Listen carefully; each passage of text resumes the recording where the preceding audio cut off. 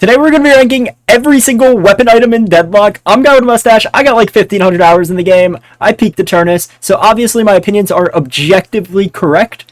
That's enough of the yappage. Let's get straight into this tier list. We're going to go from 800s all the way up to 6400s, and pretty soon we're going to be doing a green item tier list, so stick around for that. Before we hop into it, I just want to make it known that all of these items are going to be judged on characters that are supposed to be building them. Long range on Vindicta, melee charge on melee characters, mystic shot on spirit characters. Let's get into it. We're going to start right off with close quarters. As I said, a lot of these 800s are going to go right into good early, or very situational. Close quarters, great item. Good if you're playing melee, good if you're playing a shotgun character. Not much else to say. Extended mag, going right next to it there. Really good on your M1 characters. Auto buy on Haze. Just really good early item. Extra poke in lane is always appreciated. Headshot booster, I'm putting this in underrated. Headshot booster used to be meta back in the day. Like, first item on every character. It's fallen off a lot recently, but it still puts out a lot of damage. I bought a headshot booster on Doorman. Over for them. Over for them. High velocity rounds, literally zero reason to buy in lane anymore.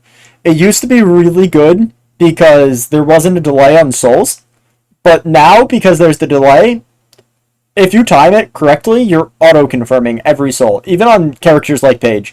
Paige is like the only reason to buy high velocity mags. Monster rounds I'm going to put into very situational. If you're a heavy farm character or you're getting really shoved in lane, amazing buy. Amazing buy. But you really don't want to be buying it every single game. Rapid rounds is another one of these just great value early lanes. Like, just so much value from rapid rounds. The weapon investment's really good for all of these items, obviously. And the extra fire rate, building into Swift Strike or Burst Fire, just really good value. Resto Shot, same thing with monster rounds. It's really good in heavy poke lanes where you just want to out-sustain your opponent, but I wouldn't be buying this every game if I were you. We get our first Schizo buy here. And now, a lot of you reload enjoyers might be looking at me like, what do you mean active reload's a Schizo buy? There is no reason for you to buy active reload over Fleetfoot. Zero reason. Fleetfoot just enables you to have infinite ammo the entire time that you're buying. And I'm going to put QSR, when we get to it, higher than active reload because it does have use cases for burst abilities. Backstabber actually got hit pretty hard in the last patch. I'm going to put it in situational. It's still really good on the characters that like it. But before, like, you were just hard forcing Backstabber on every character. And if you weren't, you just weren't a knower. Fleetfoot's one of the best items in every single build. I get to the point, some games that go really long, where I have like 60 or 70k, and I'm looking at Fleetfoot compared to 36 or 3400 rather, like Hunter's Aura, Point Blank, whatever, and I'm like, damn, I want to keep Fleetfoot over most of these 3400s. Sorry, 3200s. I know how the game works, I swear. I swear I know how the game works. Intensifying mag is like the definition of a great enabler. It's not an item that's gonna, change how you're playing the game, but once you get it, it's definitely a power spike, whether it's in lane or directly after lane. K-Dash is going right next to it. The extra stamina is really good. I do like new K-Dash compared to old K-Dash, but the amount of fire rate that you get from K-Dash, arguably Giga overstated. You get so much fire rate from that item. Long range is one of those very situational items. There's a few characters that like it. Mirage, Vindicta. Just not a large reason to buy it on most of the cast. Melee charge is one of these ones that's going to be really hard to rank. Because on the characters that really enjoy melee charge, it's obviously really good. The extra distance on your punch and just the extra punch damage enabling like Billy's 1. It's really good, but I don't think it's underrated. It's not good early. It's not a great enabler. It's not great defensive. It's not overstated. It might just be a situational. But then again, it's not situational. I think melee charge has to go into underrated. I'm a melee enjoyer, so like, I know how good melee charge is. But once again, on those melee characters on Drifter Calico, you're not buying melee charge every game. Actually, very rarely are you buying melee charge on characters that have an ability that scales with melee. The only character that it's reasonable on is Billy, but Crushing Fist isn't even that great on Billy. I'm gonna put it in situational. I think I could put it in situational. Mystic Shot is like an auto buy on any spirit character because it's your one gun investment and it gives you spirit power and makes your bullets do spirit damage.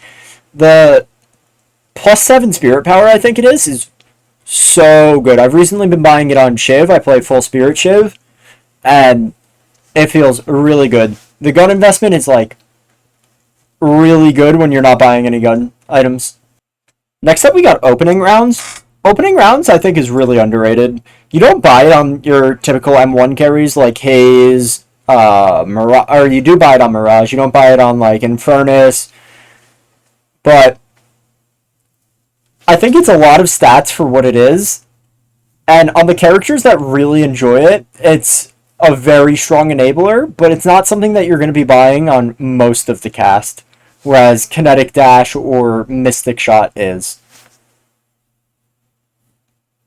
Slowing bullets is like giga overstated. This item's so strong. Like, so strong. The plus fire rate is like completely unnecessary. You get your weapon investment, you get slowing bullets, which is really good for chase on the characters that enjoy it.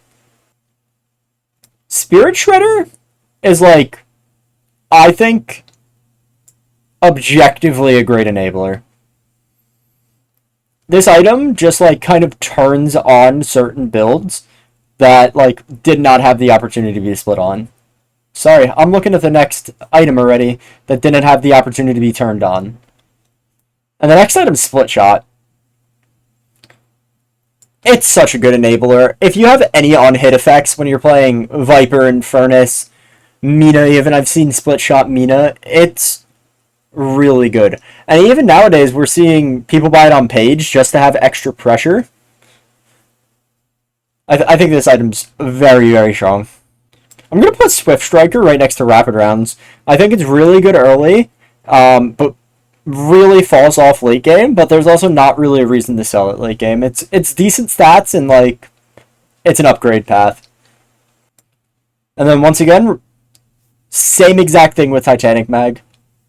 Rather, you're probably not rushing escalating resilience, so you can hold extended mag, but I'm a Titanic magazine enjoyer. Weakening Headshot's one of those very situational buys, because you're never rushing crippling, so picking up weakening early is like a little weird, but it's definitely not the worst buy in the 1600 reds, which would be, you know, active reload. But we don't have to talk about active reload more. I've already made my opinions clear on that one. I think Alkfire is like broken right now. I think that item is so strong. It's just like arguably a great enabler, but also it's just so overstated. I believe it gives spirit power, and then it also shreds. It's so strong. It's so strong. Berserker is one definition great enabler. Once again, same thing that I was saying with Spirit Shredder. It turns on a lot of the tankier builds. Recently, we've seen Victor's building Berserker solely for the just extra pressure from it. I think Berserker is the definition of a great enabler. Okay, this might be completely biased, and if you want to send clips and show me where Blood Tribute has been used well, I would love to see it. But nobody builds this item since the debuff on parry change. Just genuine schizo buy. Genuine. Burst Fire? Need I say more? It turns on your fire rate build. That's it. Cultist is so overstated. The fact that it turns characters that aren't able to farm into characters that are able to farm, and then gives stats on top of it, is just so insane. Dynamos run this, Lashes run this. I mean, even like Carrie's building it, it isn't bad. It isn't bad. It enables you to push your soul lead directly at 8 minutes. If you're buying Cultist, I know it scales with boons now, but still, it's optimal to buy it at 8 minutes. Yeah, I think Cultist is giga overstated. I'm not an escalating resilience enjoyer, so for that reason, underrated. Solely because I'm underrating it. Come on now. Express Shot's broken. The only reason that people do not build Express Shot is because of how annoying the upkeep of Express Shot is. It's broken on Yam, it's broken on Viscous, it's broken on Shiv. Any character with an alt fire, this item becomes insane. If you're not playing the gun build, obviously. But Express Shot is so strong. Headhunter's an interesting one. I remember when Headhunter was, first item buy, obviously after Headshot Booster. But it's just fallen off so hard. I really don't see a reason to buy Headhunter. And now, it's not the kind of thing that I see it in your build and I go, this guy's trolling. But it's like, I see a Headhunter, and I'm like, what are we doing? You know what I mean? Heroic Aura is the exact opposite. But I don't believe that people are on the same consensus as me with Heroic Aura. I think Heroic Aura, since the patch where minions drop faster after 20 minutes rather, has been so strong. Buffing your minions, they just shred objectives. I mean, obviously with Heroic Aura, you shred objectives too. And it's also the same thing that Fleetfoot does. It increases your move speed, so it allows you to crouch glide. So it's really strong. But I don't see people using it nearly as much as we should be. I'm gonna be so for real. I don't know what Hollow Point does. And for that reason, I'm putting it in underrated. Hunter's Aura is very similar to Berserker in that it kind of just turns on some gun builds. Amazing enabler. It's not overstated or anything, but item is strong. Item is strong. Point blank. Gotta put it right here with the other core 3200s. Really good item. Need I say more? I wish it still gave me an extra stamina, but, those days are gone. Where just random stuff was tacked onto items for no reason. Speaking about random stuff tacked onto items for no reason, weighted shots is so overstated. Okay, I get that there's downside. But the upside severely overweighs the downside. Just such an overstated item.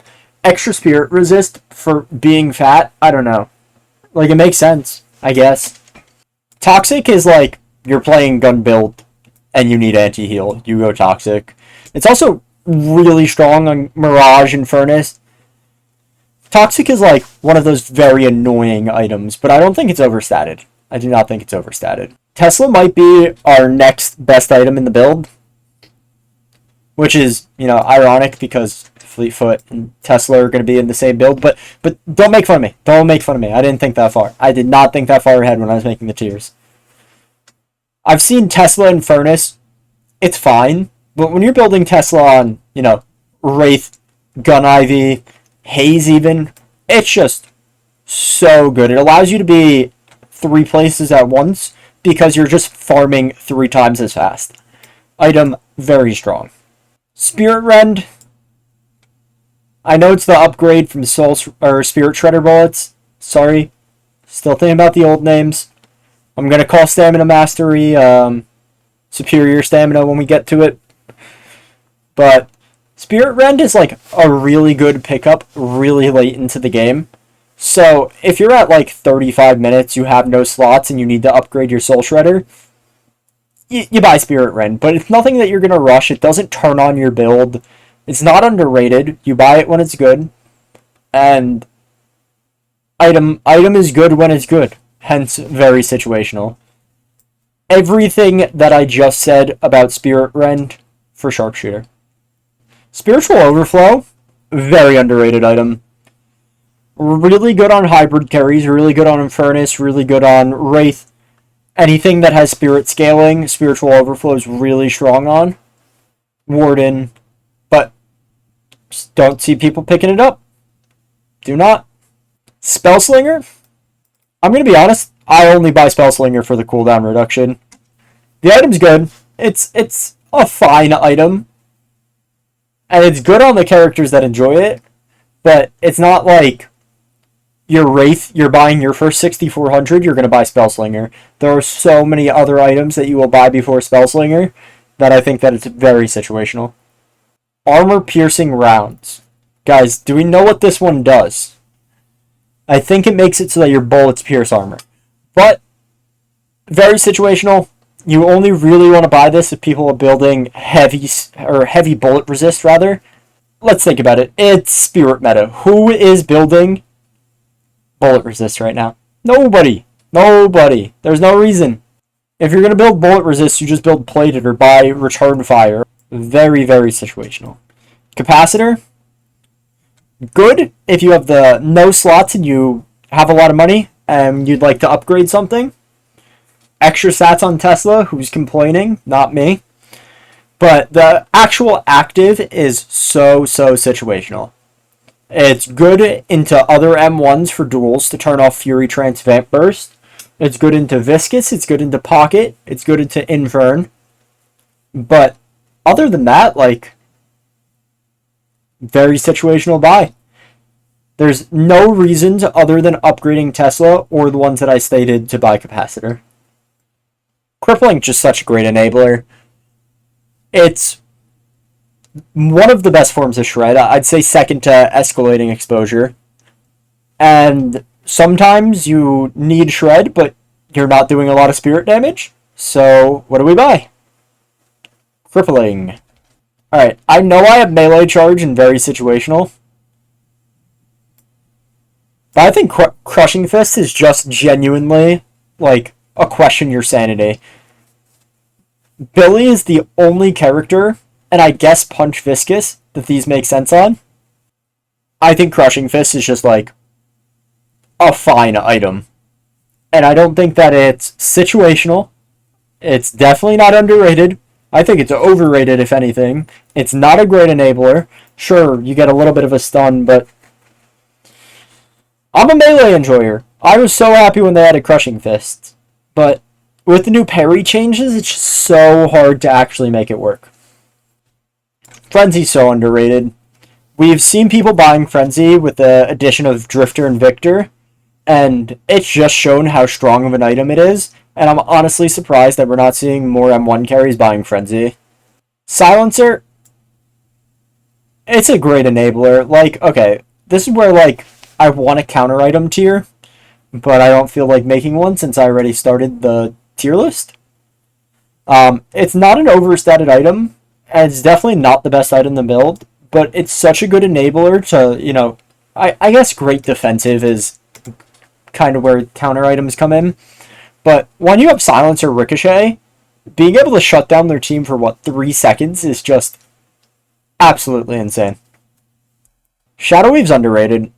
The melee buff is actually so relevant. They recently added, I think, plus 25% melee damage out of Shadow Weave, and they've just been kind of shadow buffing Shadow Weave. Not even shadow buffing, they've been buffing it. And all I'm thinking about is old bugged Shadow Weave where it had like 1 meter invis range. Oh my god. We're gonna get back to that point at some point. All you filthy casuals are gonna hate me when I put Ricochet in very situational. On your M1s, if you're buying Ricochet before 30k, 25k, the lowest, you're doing something wrong. And listen, I know, you want to farm. but it's so much better to be active on the map. I'm not going to get into it. Ricochet isn't great in early team fights. You need damage to scale off of Ricochet. And in terms of farming capability, Tesla's just way better. Like, mind you, obviously Ricochet is the better farming item, but at half the price, Tesla does everything that Ricochet does at about 75% the rate. I think Ricochet is a late game pickup. I don't buy Ricochet on Haze until about 40k. I'll buy Siphon, I'll buy Lucky Shot, I'll buy Glass Cannon if I'm really fed before I buy Ricochet. Speaking of Lucky Shot, great enabler, turns on your gun builds, extra gun damage, we love that. I believe it gives extra mag size or fire rate, I don't remember which one. You'll be seeing it on screen right now if I'm not too lazy to edit the items on the screen, because this is a lot of items and I don't feel like screenshotting it, but I probably should do it. Awesome item. Awesome item. Need I say more? I think Glass Cannon's properly rated, but it's not an enabler and it's not defensive. I think it's overstated. I think if you are in a spot to buy Glass Cannon, it is going to be the best item in your build. But if you're not in a spot to buy Glass Cannon, it's still not going to be a bad late pickup. Because the thing about Glass Cannon is a lot of people think about it as, oh, I have to get my stacks early, blah, blah, blah.